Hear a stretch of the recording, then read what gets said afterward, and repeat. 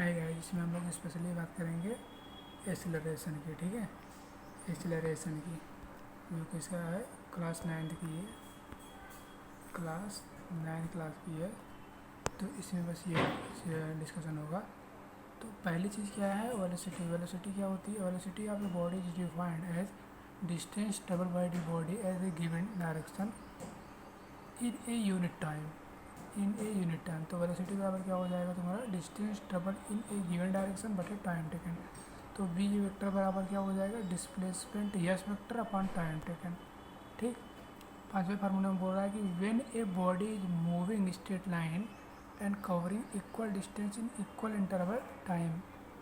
ठीक, equal interval time howsoever small interval में velocity of body said to be uniform और अथवा constant. However even speed of body और अथवा in directions of motion और अथवा both speed and distance change velocity of body said to be variable velocity.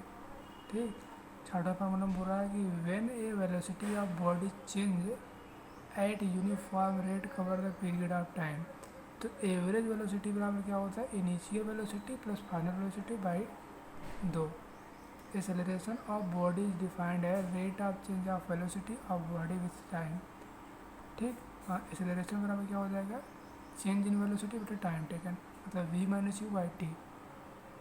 अच्छा, unit of acceleration क्या होता है? मीटर पर सेकंड स्क्वायर या सेमी पर सेकंड स्क्वायर या किलोमीटर पर second power square. Acceleration is a vector quantity when v is equal to u तो a is equal to 0, when v greater than u तो a is equal to positive acceleration in the directions of velocity।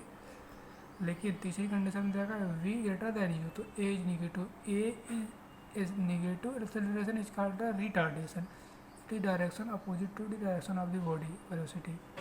ठीक है।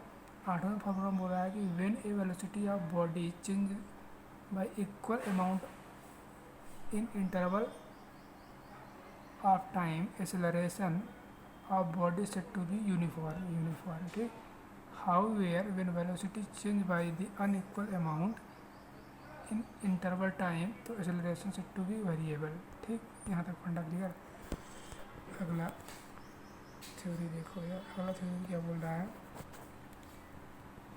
अगले फार्मूले में बोल रहा है कि when a body is at distance time graph in straight line and parallel to the time axis. ठीक।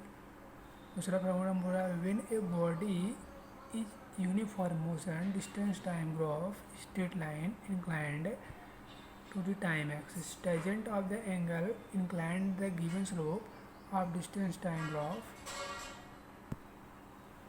Slope represent speed of velocity of body. When a body is in non uniform motion और अथवा acceleration motion distance time graph is curve line. ठीक। When a body is moving with uniform velocity time graph is straight line अथवा parallel to the time axis. Magnitude of displacement या displacement move by the body is equal area and enclose by the velocity time graph या time axis.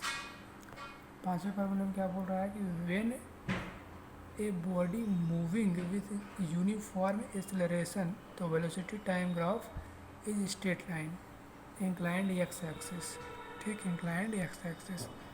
The slope of velocity time graph represent acceleration of body distance travel by the uniform acceleration of body is given time to enclosing velocity time graph and time axis.